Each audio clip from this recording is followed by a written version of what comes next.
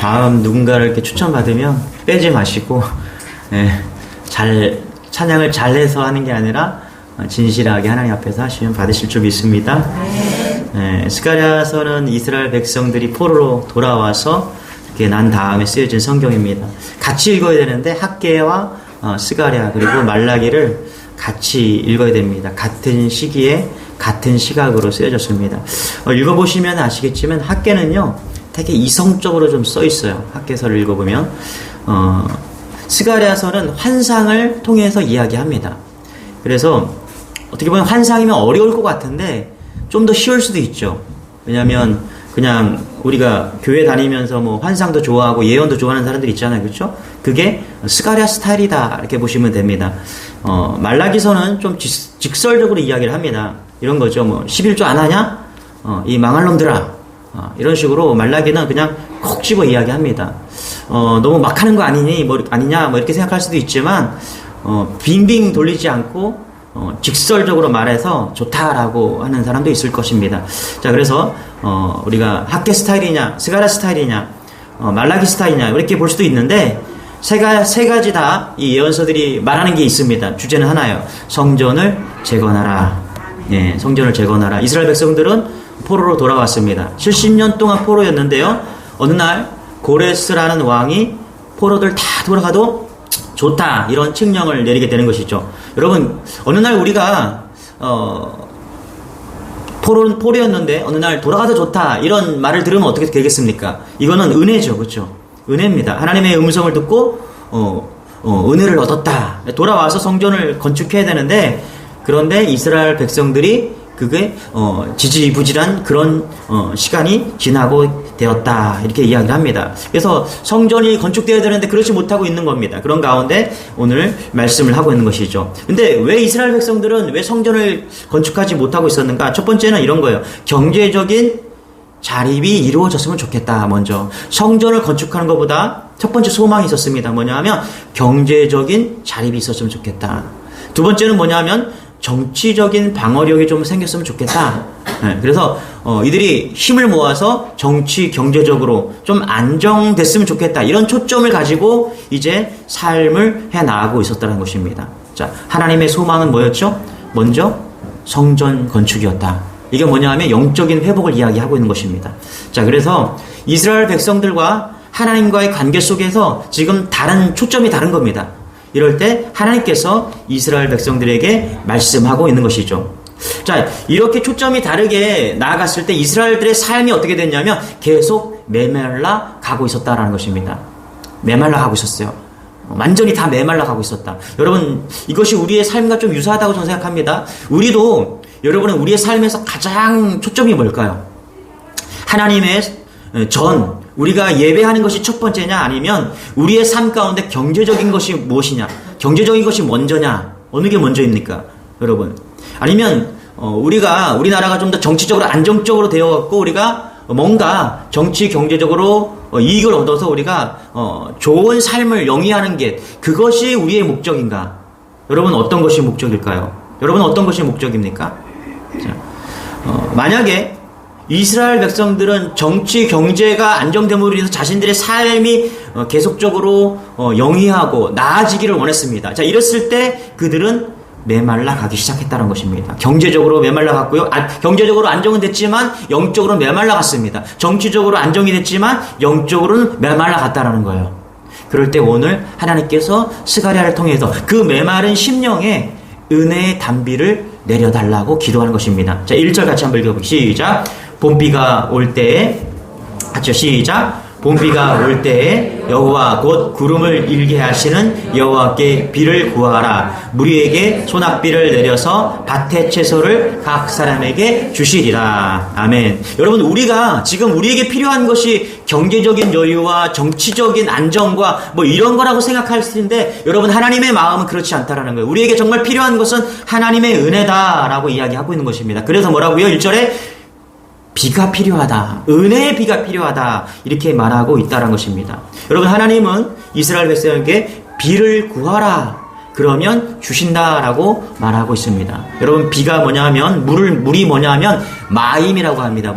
마임. 히브리어로 마임이라고 그러는데 하늘을 뭐라고 그러냐면 샤마임이라고 합니다. 샤마임. 그러니까 샤마임의 뜻은 저기에 물이 있다라는 것입니다. 자, 하늘을 샤마임이라고 그래요. 그러니까 저기에 물이 있다. 하늘에 물이 있다. 이렇게 뜻을 가지고 있는 것이죠. 그래서 우리가 성경에서 하늘은 철저히 신앙적인 표현으로 잘 쓰입니다. 왜냐하면 이스라엘 백성들이 농사를 지을 때 물이 어디에 있습니까? 하늘에 있다라는 거예요. 하늘에 있다. 샤마임, 하늘에 있기 때문에 그 하늘에 계신 그 하나님께서 물을 내려주셔야지, 은혜를 내려주셔야지 농사를 지을 수 있다. 그래서 온전히 하나님께 나아가야 된다. 하나님께 은혜를 구해야 된다. 이런 논리가 성립하는 것이죠. 그래요, 여러분. 우리가 비를 생각하면 그리고 햇볕을 생각하면 이런 모든 것은 우리가 어떻게 할 수가 없잖아요. 하나님의 은혜가 필요한 것이잖아요. 그렇죠, 그렇죠? 우리나라가 그 2018년도부터 중국의 미세먼지 때문에 인공 강우 실험을 계속하고 있습니다. 제가 데이터를 한번 찾아보니까 2018년 이전에도 10년에 걸쳐서 그 인공 비를 실험을 많이 했는데 거의 실패했고 2018년 이후에 83번이나 시도를 했다고 합니다. 그래서 강우량의 증가치를 보니까 얼마만큼 서울을 기준으로 서울에 비가 많이 왔는가, 그러니까 일부러 비가 더 오게 막 노력을 했다는 것입니다. 1mm 왔대요. 1mm 더 왔대요. 그러니까 실험했는데 결과는 에게 아주 미미한 정도밖에 강우가 늘지 않았다. 인간의 최고의 그 과학기술로 비를 조절하고 싶지만 그게 안 된다라는 거예요. 여러분, 비는 하늘의 영역임을 믿으시기 바랍니다. 교회에도 은혜의 비가 내려야 됩니다. 우리에게 필요한 것은 여러분 은혜의 비예요. 은혜의 비. 철저히 이것이 하나님의 영역이기 때문에 교회에 은혜의 비가 내려야 돼요. 여러분, 이것은 인간이 어떻게 할 수가 없습니다. 은혜 받아야 된다. 은혜가 필요하다. 그래도 하나님이 내려주셔야 은혜가 필요합니다. 우리 1절 다시 한번 읽어볼게요. 시작. 봄비가 올 때 우리에게 소낙비를 내려서 밭의 채소를 각 사람에게 주시라. 봄비가 올 때, 봄비가 올 때 뭐라 그래요? 여호와께 구하라. 그렇죠? 여호와께 구하라. 비를 구하라. 여러분 보세요. 비가 올 때이지만 은혜를 구하라고 지금 이야기하고 있습니다. 비가 때가 되면 올 수 있죠. 봄비가 오면은 지금 이스라엘에게 이 봄비는 이른비거든요. 이스라엘은 7, 8, 9월 달이 이른비예요. 그때 이른비가 와서 우리랑 다르죠. 3, 4월에 늦은 비가 옵니다. 그때 추수를 합니다. 우리랑 좀 달라요. 그래서 여기서 봄비가 올 때, 그러니까 7, 8, 9월 이때를 말하는 거예요. 그때 봄비가 올 때인데 뭐라고요? 여호와께 구하라. 여호와께 구하라. 왜 이렇게 말하고 있습니까? 비를 내려주시는 분은 하나님이기 때문에 그렇다라는 것입니다. 여러분, 우리가 하나님께서 주신다고 말씀하셨지만 우리가 하나님께 구해야 됩니다. 성경에 많은 것들을 주신다고 말씀하셨습니다. 건강도 주시고 복도 주시고 자녀의 축복도 주시고 부흥도 주시고 다 주시고 은혜도 주신다고 말씀하셨어요. 그런데 여러분, 구해야 된다는 거. 구해야 된다. 구해야 된다. 에스겔서 36장 37절 같이 한번 읽어볼게요. 시작. 주 여호와께서 이같이 말씀하셨느니라. 그래도 이스라엘 족속이 이같이 자기들에게 이루어 주기를 내가 구하여야 할지라. 내가 그들의 수요를 양떼같이 많아지게 하네. 뭐라고요? 양떼같이 많아지게 복을 주실 텐데 뭐라고요? 구해야 한다. 구해야 한다. 하나님께 구해야 된다라고 지금 말하고 있다는 것입니다. 여러분, 그렇지 않습니까? 여러분, 부모에게 자식들이 아빠, 엄마 주세요. 제가 어렸을 때, 저는 어렸을 때 아람단이라는 게 있었어요. 혹시 아세요, 여러분들? 아람단, 걸스카우트, 보이스카우트 이렇게 했는데 우리 때는 아람단이 있었어요. 그게 들어가고 싶어갖고 밥도 안 먹고 한 3박 4일 동안 금식을 하면서 때를 쓴 적이 있어요. 엄마, 난 저거 해야 돼. 저거 들어가야 돼. 꼭 해야 된다고. 3박 4일, 일주일 동안 거의 쓰러지기 직전, 제가 그때 기억이 났어요. 그때 부모님이 그래 한번 해봐라. 거의 일주일 동안 금식하고 나서 따낸 것이 아람단에 한 말이 별거 없었어요. 가갖고 그냥 어디가 깃발 들고서 이러고 있고, 뭐 캠프 한다고 가갖고 뭐 텐트 버스 쳤다가 먹기도 하고 쓰레기 줍고 그게 단데 별거 없었어요. 그리고서 한 1년 해보고 나니까 별로 재미가 없어갖고 저 그만두겠다고. 그렇게 한 일주일 내내 금식하며 투쟁하면서 그렇게 구했더니 아버지 부모님이 해봐라. 초등학교 때 그래서 기억이 납니다. 그래서 뺐지 아란다. 지금도 하나 모르겠어요. 구하면 하나님께서 주신다. 주실 수 있어요. 그냥 주실 수 있어요. 그런데 분명하게 하나님께서는 구할 때 더 주신다는 것입니다. 마태복음 7장 7절까지 같이 읽어 시작. 구하라 그리하면 너희에게 주실 것이요 찾으라 그리하면 찾아낼 것이요 문을 두드리라 그리하면 너희에게 열릴 것이니. 구하십시오. 할렐루야. 예, 내가 어디로 가든지 하나님 구하는 여러분 되시길 바랍니다. 그러면 하나님께서 주신다라고 이야기하는 야고보서 4장 2절도 마찬가지 시작. 너희는 욕심을 내어도 얻지 못하여 살인하며 시기하여도 능히 취하지 못함으로 다투고 싸우노도다. 너희가 얻지 못함은 구하지 아니하기 때문이다. 여러분 우리가 기도한다는 것이 뭘까? 기도한다는 것이 뭐냐면 기도한다는 것은 여러 가지 기도의 이유들이 있지만 그 중에 하나가 구한다라는 거예요. 여러분 하나님께 구하시기 바랍니다. 하나님 반드시 주십니다. 특별히 여기서 비를 구하라는 것은 뭐냐면 이스라엘 백성이 지금 영적으로 은혜를 구해야 된다라고 이야기를 하고 있는 것입니다. 그래서 지금 필요한 것, 이스라엘 백성이 필요한 건 지금 경제적인 것, 정치적인 것이 아니라 은혜가 필요하다. 은혜가 필요하다. 네, 여러분 은혜의 비가 내리지 않는 그 땅을 본 적이 있습니까? 사진을 제가 준비했는데 한번 볼까요? 그렇죠? 비가 오지 않은 땅은 갈라집니다. 갈라져요. 여러분 교회에 은혜의 단비가 내리지 않으면 사람들의 마음이 이렇게 갈라집니다. 교회에 분쟁과 갈등이 생깁니다. 너와 내가 갈라져요. 실제로 많은 교회가 목사와 성도들이 갈라지고요. 또 성도와 성도들이 갈라집니다. 왜 그럴까요? 하늘의 문이 닫히고 비가 오지 않기 때문에 그래요. 여러분 가정도 마찬가지입니다. 우리 착각하면 안 돼요. 우리 가정이 경제적인 것이 좀 나아지면 우리가 행복하고 괜찮아질 거라고 생각하죠. 여러분 일시적으로는 그럴 수 있습니다. 그런데 진짜 가정에 필요한 것은 뭐냐면 여호와의 은혜의 비가 필요합니다. 네. 비가 오지 않는 사막에 있는 생물들을 제가 좀 가져와 봤습니다. 몇 가지, 세 가지 정도 이렇게 찾아봤는데 선인장, 나무 이런 것들인데요. 특징이 있어요. 특징이 뭐냐 하면 뾰족뾰족하다는 거예요. 그렇죠? 여러분 보세요. 뾰족뾰족하죠? 굉장히 의미심장하지 않습니까, 여러분? 사막의 식물들은요, 넓은 잎을 가질 수가 없습니다. 가져서는 안 돼요. 왜냐하면 넓은 잎을 가졌다가는 햇빛 때문에 물을 금방 뺏기기 때문이죠. 자기가 살기 위해서 가시를 만들어야 된다는 거예요. 뾰족뾰족하게. 예, 여러분 식물만이 아닙니다. 제가 또 곤충도 좀 찾아봤어요. 같이 찾아보니까 뭐죠? 전갈, 거미, 독거미, 독전갈, 독거미, 독사. 여러분 이것이 의미하는 것이 무엇인지 알겠죠? 그렇죠? 물이 내리지 않는 비가 내리지 않는 곳에 성령의 은혜가 내리지 않는 곳에 이런 뾰족뾰족한 것이 있고 독들이 난무한다라는 거예요. 여러분 그래서 교회의 은혜가 사라지면요 그 심령들이 날카로워집니다. 얼마나 까칠해지는지 몰라요. 입에서 독이 나옵니다. 은혜가 마르고 독이 나오고 뾰족해지는 것입니다. 이해가 되시죠? 그래서 지금 마른 비가 은혜의 비가 필요하다. 갈라지고 쩍쩍 갈라진 그 심령에 뭐라고요? 은혜의 단비가 필요하다. 몇 가지 특징을 제가 또 한번 연구해 봤는데 사막에서 비가 내리지 않을 때 나무들의 키가 다 작았다라는 거예요. 그리고 절대로 열매를 맺혀지지가 않는다라는 거예요. 그리고 생존에 급급하다는 거예요. 그리고 향기가 없다라는 것입니다.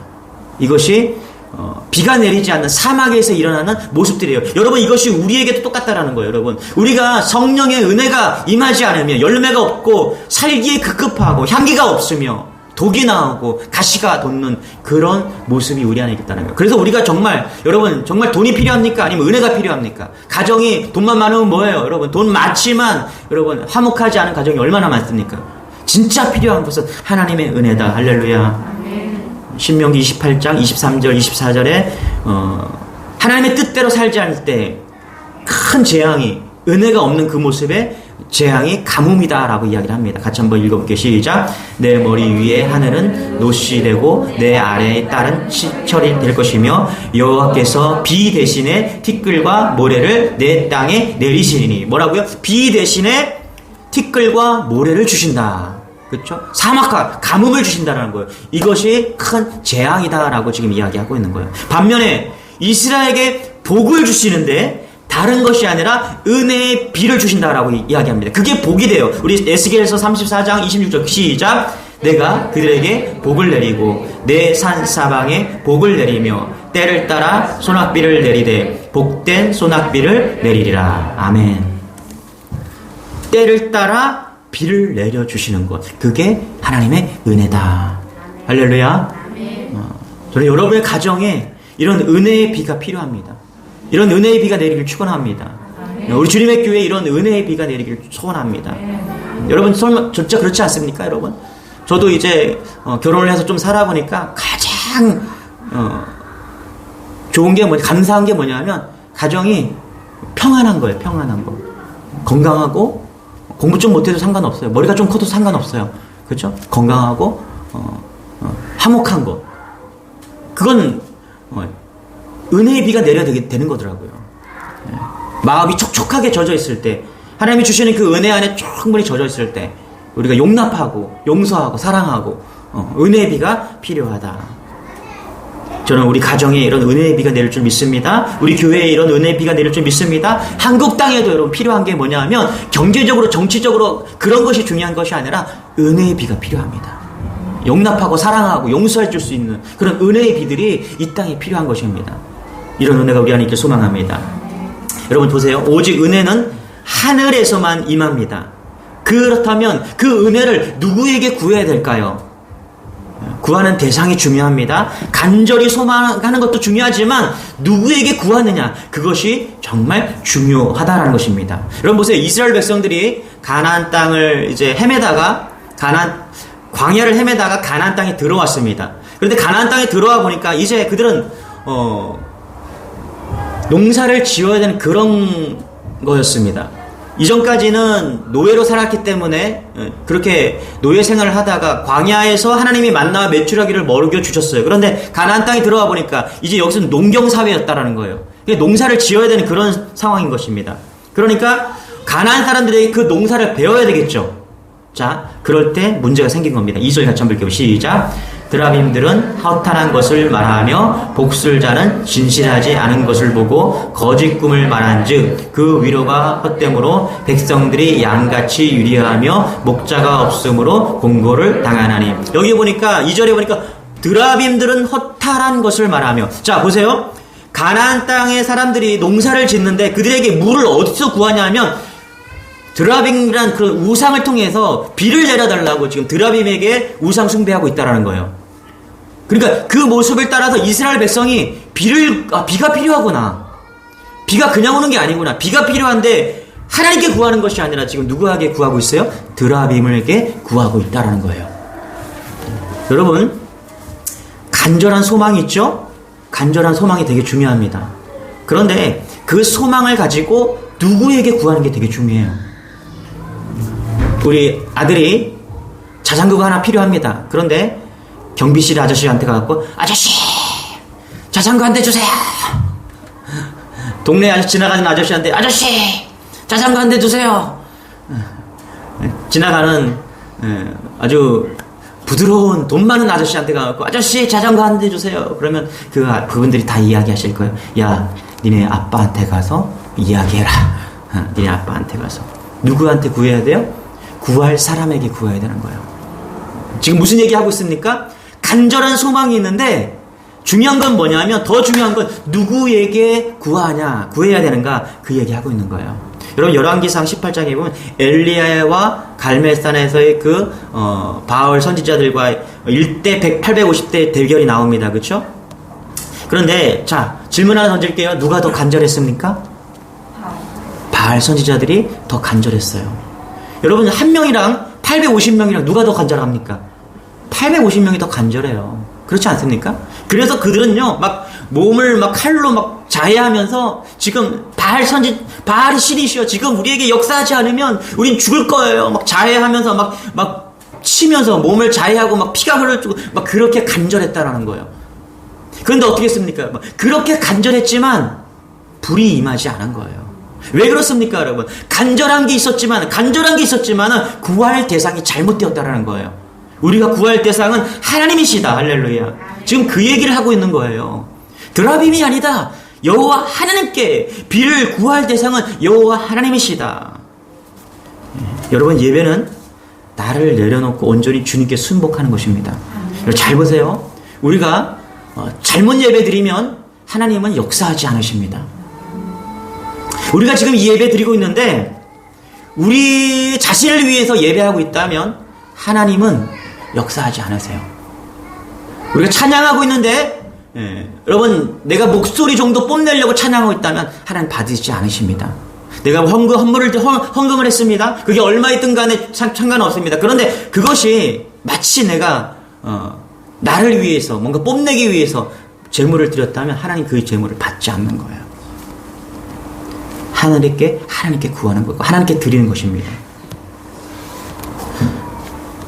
이런 은혜가 우리 안에 있길 소망합니다. 바른 예배, 정말 구할 자에게 구하고 우리가 예배 드릴 자에게 드리는 예배. 우리 2절 다시 한번 읽어볼게요. 시작. 드라빔들은 허탄한 것을 말하며 복술자는 진실하지 않은 것을 보고 거짓 꿈을 말한즉 그 위로가 헛됨으로 백성들이 양같이 유리하며 목자가 없으므로 공고를 당하나니. 이런 드라빔 같은 막 우상 숭배를 하는데 왜 이런 일이 벌어졌냐? 진정한 목자가 없어서 이런 일이 벌어지고 있다. 이거에 대해서 지금 이야기하고 있는 것입니다.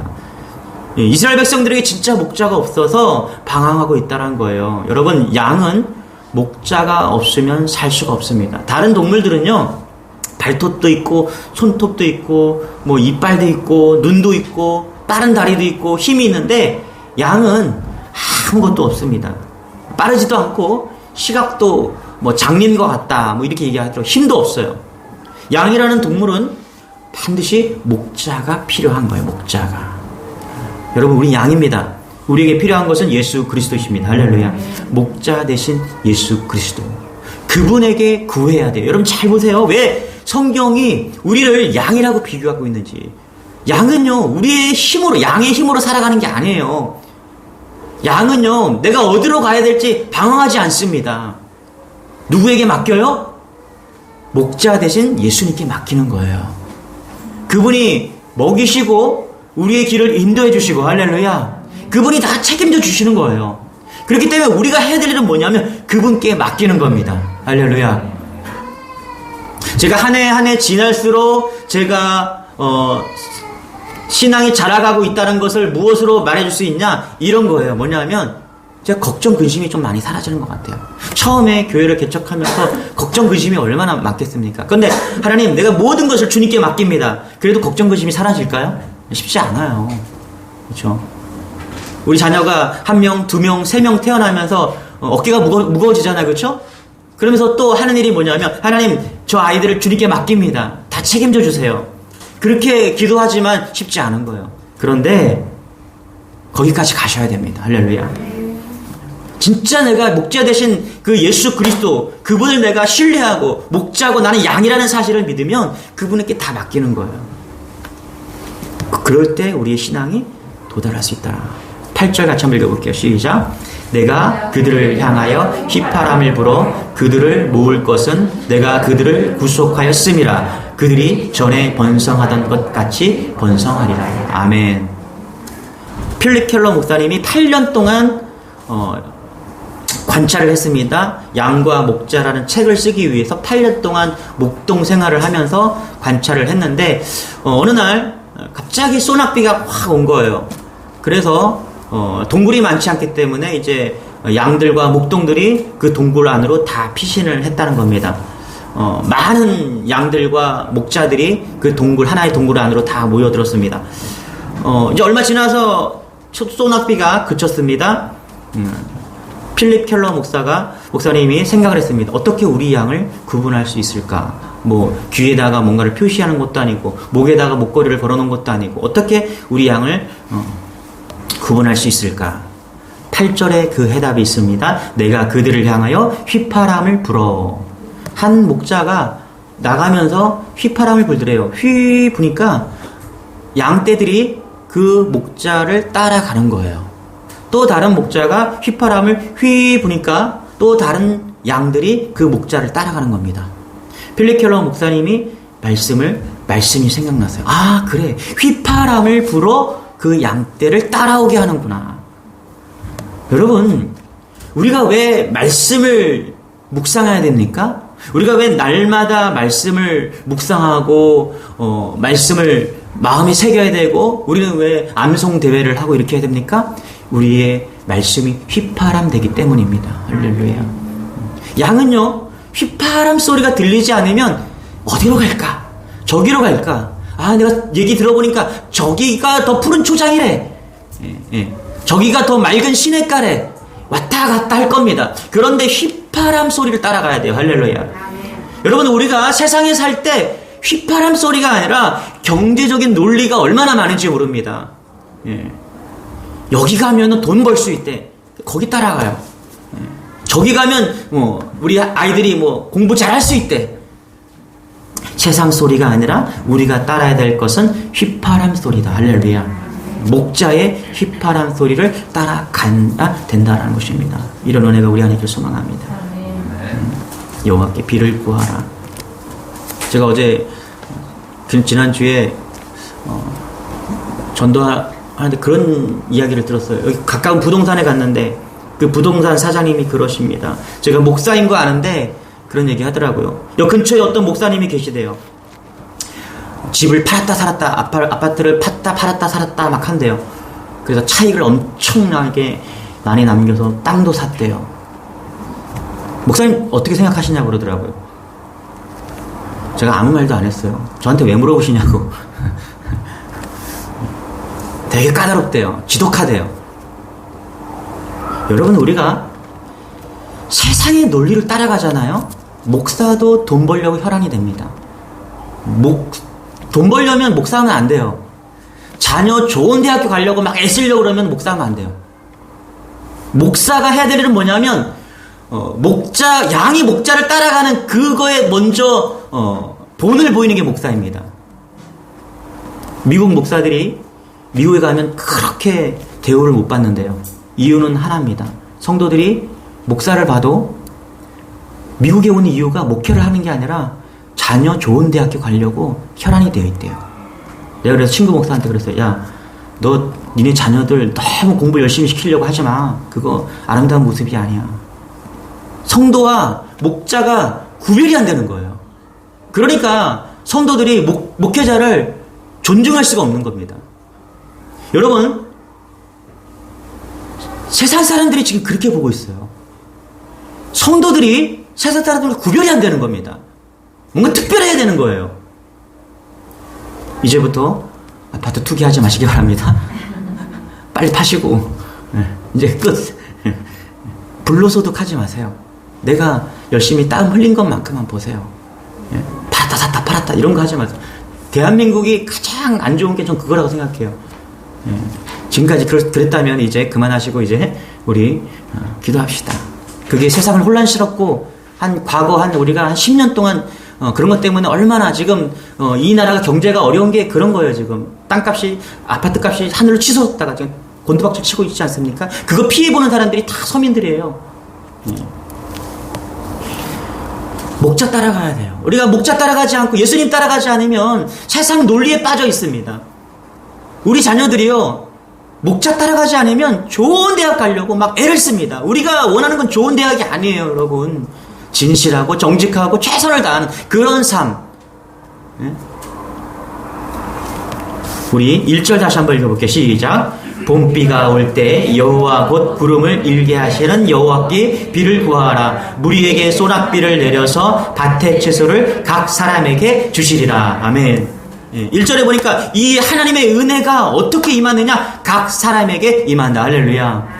단체로 확 주는 게 아니라 어떻게 해요? 각 사람에게 은혜의 단비를 주신다. 여러분이 어떤 상황이 있든지 간에 은혜의 단비는 반드시 필요합니다. 할렐루야. 구하는 자에게 주십니다. 할렐루야. 구해야 주시는 거예요. 여러분의 삶이 얼마나 곤고하고 아픔과 어려움이 있을지 모르겠지만 은혜가 갈라지고 메마르고 뾰족하고 독이 있는 그런 삶이라고 했지만 하나님께서 구하면 은혜의 단비를 주실 줄 믿습니다.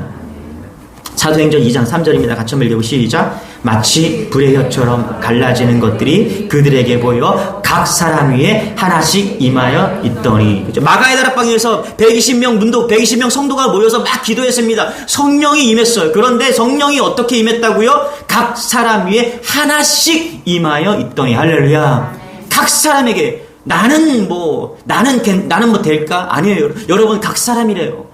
빼놓지 않고 구하는 자에게 각 사람에게 은혜를 내려주신다는 것입니다. 할렐루야. 이게 정말 하나님의 은혜입니다. 잘난 사람에게만 임하는 것이 아니라, 기도 많이 하는 사람에게 임하는 것이 아니라, 내가 여태까지 기도하지 않았지만 오늘 은혜 받아서 내가 기도하고 있는데 그런 하나님께서 은혜를 주신대요. 할렐루야. 여러분 그렇지 않습니까? 여기 각 사람이라고 보세요. 여기 매일매일 새벽 기도하는 사람도 있고요. 저다가 새벽 기도 나오는 사람도 있고, 새벽 기도 한 번도 못 나오신 분들이 있을 거예요. 그런데 지금 여기서 은혜의 담비를 구하면요, 너 새벽 기도 얼마나 많이 했냐? 그런 거 상관없대요. 지금 내려주신대요. 할렐루야. 지금 각 사람에게 주신대요. 오늘 교회 처음 오신 분도 있을 겁니다. 믿음이 없는 사람도 있을 거예요. 그런데 각 사람에게 다 주신다는 거예요. 구하기만 하면, 은혜를 구하기만 하면. 이것이 하나님의 놀라운 은혜입니다. 이렇게 은혜의 담비가 내렸을 때 어떠한 결과가 있는가? 우리 3절입니다. 같이 시작. 내가 목자들에게 노를 바라며 내가 숨년수를 벌하리라. 만군의 여호와가 그 무리 곧 유다 족속을 돌보아 그들을 전쟁의 준마와 같게 하려니. 전쟁에서 가장 필요한 게 뭐냐? 말이죠. 말인데 어떻게 준말이에요? 잘 달리는 말과 같이 그렇게 하신대요. 여러분 진짜 그렇지 않습니까? 우리 삶에서 가장 필요한 건 돈이 아니고요, 은혜입니다. 할렐루야. 은혜가 있어야 잘 달릴 수가 있어요. 준마처럼 전쟁에서, 영적인 전쟁에서 우리가 잘 달릴 수가 있다는 것입니다. 여러분의 가정에 은혜가 있기를 소망합니다. 4절 5절입니다. 또 이야기합니다. 시작. 모퉁이 돌이 그에게서, 말뚝이 그에게서, 싸우는 활이 그에게서, 권세 작은 자가 다 일제히 그에게서 나와서 싸울 때의 용사같이 거리의 진흙 중에 원수를 밟을 것이라. 여호와가 그들과 함께 한즉 그들이 싸워 말탄 자들을 부끄럽게 하리라. 여기 보니까 뭐래요? 모퉁이 돌이 그에게서, 말뚝이 그에게, 싸우는 활이 그에게서, 권세 잡은 자가 다 일제히 그에게 나와서. 그러니까 이게 예수 그리스도를 말하는 거예요. 그러니까 모퉁이 돌처럼 된다라는 거예요. 은혜가 임할 때 말뚝이 되고 싸우는 화살이 된다. 그렇죠? 여러분 우리 성도들에게 가장 필요한 것은요, 은혜입니다. 우리가 세상을 이길 수 있는 것은요, 무슨 돈으로 이기는 것이 아니라, 말싸움으로 이기는 것이 아니라, 법으로 이기는 게 아니에요. 우리가 세상을 이길 수 있는 건 사랑의 은혜입니다. 할렐루야. 그럴 때 말뚝이 되고 활처럼 되고 권세 잡은 자가 나온다라는 거예요. 그리고 중요한 겁니다. 11절입니다. 시작. 내가 그들의 고난의 바다를 지날 때 바다 물결을 치리니 나일의 깊은 곳이 다 마르겠고 아수르의 교만이 낮아지겠고 예굽의 규가 없어지리라. 여기 보니까 뭐래요? 은혜의 고난의 바다를 지날 때라고 말합니다. 우리가 인생에 살아가면서 고난이 오잖아요. 그렇죠? 그럴 고난의 바다를 지날 때 은혜가 있으면 이길 수 있다는 거예요. 할렐루야. 여러분 성경은요, 고난이 없다라고 말하지 않습니다. 반드시 뭐라고 그래요? 지금 내가 그들이 고난의 바다를 지날 때, 우리가 예수 믿고 교회를 다녀도, 그렇죠? 예배를 드려도 고난이 임한다라는 거예요. 그런데 중요한 것은 뭐냐 하면 그 바다를 지날 때, 바다 물결을 칠 때 하나님이 함께 하십니다. 할렐루야. 12절에 뭐라고 합니까? 같이 시작. 내가 그들로 나 여호와를 의지하여 견고하게 하리니 그들이 내 이름으로 행하리라. 나 여호와의 말이니라. 고난의 바다를 지날 때 여호와 하나님을 의지하고 견고하게 한다라는 것입니다. 뭐가요? 성령의 비가, 그렇죠? 은혜의 비가 그렇게 한다는 것입니다. 시편 23편, 우리가 잘 아는 시편이죠. 그가 나를 푸른 풀밭에 누이시며, 그렇죠? 영어 성경을 좀 보니까 He makes me lie down in green pastures 그렇게 나오고, 그가 나를 쉴 만한 물가로 인도하시는도다. 그렇죠? 영어 성경에 보니까 He leads me 이렇게 얘기했어요. 그가 내 영혼을 소생시키시고 He restores my soul 이렇게 얘기합니다. 제가 중요한 걸 하나 발견했어요. 한글로는 발견하지 못하는 건데 영어 성경으로 묵상하다가 발견했습니다. 5절부터 이렇게 바뀝니다. 그가 앞에서는 he라고 얘기해서 그가 그런데 영어 성경에 보니까 you 5절부터 이렇게 말해요. 주께서 나와 함께 하심이라. You are with me. 또 이렇게 말합니다. 주의 지팡이와 막대기가 나를 안위하시나이다. Your rod and your staff. 당신의 지팡이와 당신의 막대기가 나를 인도하십니다. 또 뭐라고 그러냐면 주께서 내 원수의 목전에서 내게 상을 차리시고 You prepare a table before me. 내 앞에서 당신이라고 말해요. 자 보세요. 1절부터 3절, 5절까지는 4절까지는 그가 이야기합니다. 그가 하나님 그가 그렇죠? 이렇게 얘기해요. 1절에 여호와는 나의 목자시다 딱 하고서 그분이 이렇게 하다가 5절부터는 뭐라면 당신이 이렇게 바뀝니다. 그보다 당신은 상당히 거리상은 어떻게 해요? 가까운 거죠. 그런데 그 4절과 5절 사이에 무슨 일이 있었냐 하면은 이게 있습니다. 내가 사망의 음침한 골짜기로 다닐지라도 4절과 5절과 자 그에서 당신으로 바뀌었어요. 그에서 당신으로 바뀐 그 사이에 뭐가 있어요? 고난이 있었다라는 거예요. 고난이. 사망의 음침한 골짜기가 다윗을 막 우겨싼 거예요. 그리고 나서 그걸 경험해 보니까 그때도 은혜의 하나님께서 나를 붙잡고 있었다라는 거예요. 그리고 나서 그는 고백이 달라지는 거예요. 그에서 당신으로 바뀐 겁니다. 여러분 고난이 우리를 은혜 가운데 머물게 하십니다. 할렐루야. 고난을 이기는 것은 은혜입니다. 할렐루야. 그래서 은혜의 담비가 필요한 거예요. 여러분의 삶이 어떤지는 잘 모르겠습니다. 그러나 주님을 구하십시오. 은혜를 구하십시오. 문제, 고난, 어려움 그것 모든 것이 이제 은혜로 말미암아서 여러분의 삶이 이렇게 고백할 거예요. 그가 아니라 나의 하나님이십니다. 나의 하나님이시 나를 이끄십니다. 할렐루야. 이 고백이 반드시 이루어질 것입니다. 누구에게? 구하는 자에게. 은혜를 구하는 자에게. 할렐루야. 어느 목사님이 집회 강사로 초청을 받았습니다. 집회를 준비하는 교회에서 전화가 왔어요. 목사님, 설교 본문이 어디입니까? 부흥사 목사님이 걸걸한 목소리로 대답을 하십니다. 시편 23편입니다. 또 물었어요. 제목이 무엇입니까? 여호와는 나의 목자십니다. 그랬더니 건너편에서 이게 물었어요. 그게 다입니까 목사님? 그거면 됐지 뭐가 더 필요해요? 전화를 끊었다고 합니다. 전화를 끊고 이제 몇 주 뒤에 설교를 하러 갔답니다. 가서 주보를 보니까 제목이 이렇게 나왔어요. 들었을 거예요. 여호와는 나의 목자시니 그거면 됐지 뭐가 더 필요해요? 예. 처음에 황당했다고 합니다. 그런데 생각해 보니까 은혜가 되더라는 거예요. 그렇지. 여호와의 나의 목자 되시니까 내게 필요한 게 더 뭐가 있나. 이 한 줄로 여러분이 고백되어지고 은혜 받는 여러분 되시길 소망합니다. 결론을 맺습니다. 여호와께 비를 구하십시오. 갈라지고 메마른 여러분의 심령에 은혜의 담비가 필요합니다. 소낙비를 주십시오. 그러면 주십니다. 각 사람에게 부어주실 것입니다. 선한 목자 되신 그분만이 우리의 영혼의 갈망을 채울 수 있는 분이십니다. 우리 이 찬양하기를 원합니다. 내 영혼이 은총 입어